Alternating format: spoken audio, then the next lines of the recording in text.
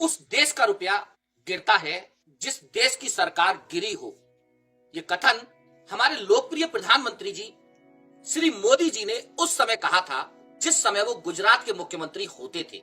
और आज रुपया ऐसा गिर रहा है कि संभलने का नाम ही नहीं ले रहा। सरकार कोई भी रही हो, चाहे वो बीजेपी की रही हो, चाहे कांग्रेस की रही हो, लेकिन इस रुपए की गिरावट को रोकने में कोई भी सफल नहीं रही है। दोस्तों, 2004 में जब हमारे अर्थशास्त्री प्रोदा डॉक्टर मनमोहन सिंह देश के प्रधानमंत्री बने थे, उस समय रुपया $1 लगभग 45 रुपए पर चल रहा था। और 2014 में जब डॉक्टर साहब का कार्यकाल समाप्त हुआ 10 साल का, तब रुपया $1 लगभग 61 रुपए के आसपास था। यानी उनके 10 साल के कार्यकाल के दौरान लगभग 35% रुपया डेप्रिशिएट हुआ है। तो वही हमारे लोकप्रिय प्रधानमंत्री जी जिस समय 2014 में देश के प्रधानमंत्री बने थे, उस समय रुपया $1 लगभग 61 रुपए के थे। और आज 10 साल के बाद ये जो रुपया है, ये $1 लगभग 86 रुपए के आसपास ट्रेड कर रहा है।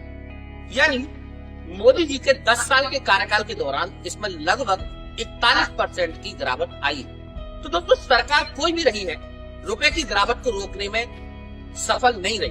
अभी 2024 के बाद, या मैं बात करूं अक्टूबर 2024 के बाद, ये जो रुपया है ये बहुत तेजी के साथ गिरा है।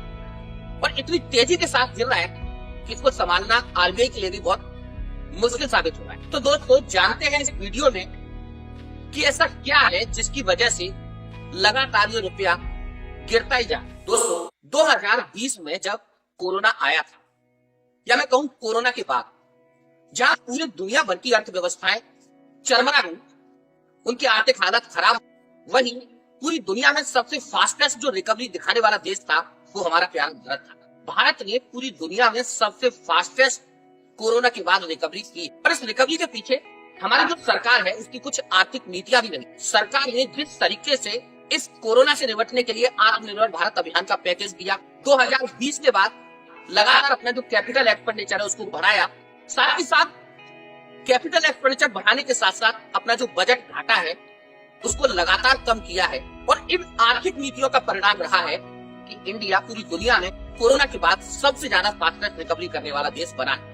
दोस्तों, पूरी दुनिया में कोई भी व्यक्ति है वो हमेशा अपने ₹1 को ₹2 में बदलना चाहता है, ज्यादा से ज्यादा पैसा कमाना चाहता है, क्योंकि देश की सरकार ने अपनी अच्छी आर्थिक नीतियों के कारण इस कोरोना को न केवल मात दी बल्कि हमने बहुत फास्टेस्ट रिकवरी भी की, जिसके कारण विदेशी निवेशकों का जो ध्यान था वो इंडियन इकोनॉमी की तरफ, और लगातार विदेशी निवेशक भारत के बाजार में निवेश कर रहे हैं। 2020 के बाद लगातार जो एफडीआई है, जो एफआईआई है, वो लगातार इंडियन इकोनॉमी में भरा है। और दोस्तों, उसी का परिणाम है कि हमारा जो इंडियन या भारतीय शेयर बाजार है वो लगातार नई नई ऊंचाइयां छूता गया। और आज इंडियन स्टॉक मार्केट पूरी दुनिया में सबसे ज्यादा रिटर्न देने वाला बाजार बन गया है। लेकिन दोस्तों, सितंबर 2024 के बाद कुछ ग्लोबल मार्केट में ऐसे हालात बने हैं जिसके कारण लगातार ये जो हमारा रुपया है ये गिर रहा है। एक्चुअली में ट्रंप यूएस प्रेसिडेंट का चुनाव जीत चुके, और ट्रंप जब यूएस प्रेसिडेंट का चुनाव जीते थे, यह चुनाव चल रहा था, तो ट्रंप ने लगातार अपने चुनावी वादों में कहा था कि वो क्रिप्टो करेंसी का सपोर्ट करेंगे। वहीं दूसरी तरफ चीन ने बिल्कुल उसी तरीके का पैकेज अपनी इकोनॉमी को रिकवर करने के लिए दिया है जिस तरीके का पैकेज भारत सरकार ने इंडियन इकोनॉमी को दिया है। क्योंकि चीन की अर्थव्यवस्था इस समय चरमरा रही है, तो वहां की सरकार ने अपनी इकोनॉमी को संभालने के लिए सितंबर 2024 में उसी तरीके का पैकेज दिया है। और इसका परिणाम यह है दोस्तों कि जो चीन का इकोनॉमी है उसमें सुधार के संकेत आ रहे हैं। क्योंकि दोस्तों, पूरी दुनिया में हर व्यक्ति ज्यादा पैसा कमाना चाहता है। भारतीय बाजार में लगातार निवेश हुआ है और उसके कारण भारतीय बाजार अपनी उच्चतम ऊंचाइयों पर पहुंचा हुआ है।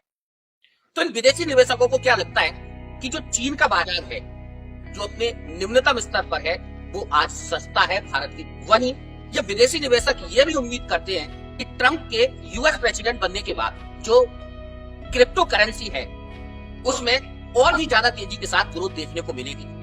तो ये जो विदेशी निवेशक हैं ये क्या कर रहे हैं, लगातार इंडियन मार्केट में जो इन्वेस्टमेंट इन्होंने 2020 के बाद किया था उसको लगातार निकाल रहे हैं, अपनी प्रॉफिट बुकिंग कर रहे हैं। अब दोस्तों ये जो इन्वेस्टमेंट है जो 2020 के बाद इंडिया में आया था इसको ये विदेशी निवेशक निकाल रहे हैं और लगातार इस पैसे को क्रिप्टो में और चाइना के मार्केट में लगा रहे हैं, क्योंकि इनको चाइना का मार्केट इंडिया की तुलना में सस्ता दिखता है। एक दूसरा कारण ये भी है कि जो 2024 के सेकंड क्वार्टर की ग्रोथ आई है वो 5.4%, वो बहुत कम रही है। और दोस्तों इसकी वजह से भी इन विदेशी निवेशकों का कॉन्फिडेंस इंडियन इकोनॉमी पर घटा है और इसी का परिणाम है कि ये लगातार इंडियन मार्केट में सितंबर के बाद बिकवाली कर रहे हैं। अब बिकवाली का परिणाम ये है कि जो विदेशी मुद्रा है वो हमारे देश से लगातार बाहर जा रही है और उसी की वजह से धीरे धीरे ये जो हमारा रुपया है वो लगातार कमजोर होता जा रहा है और गिरता जा रहा है।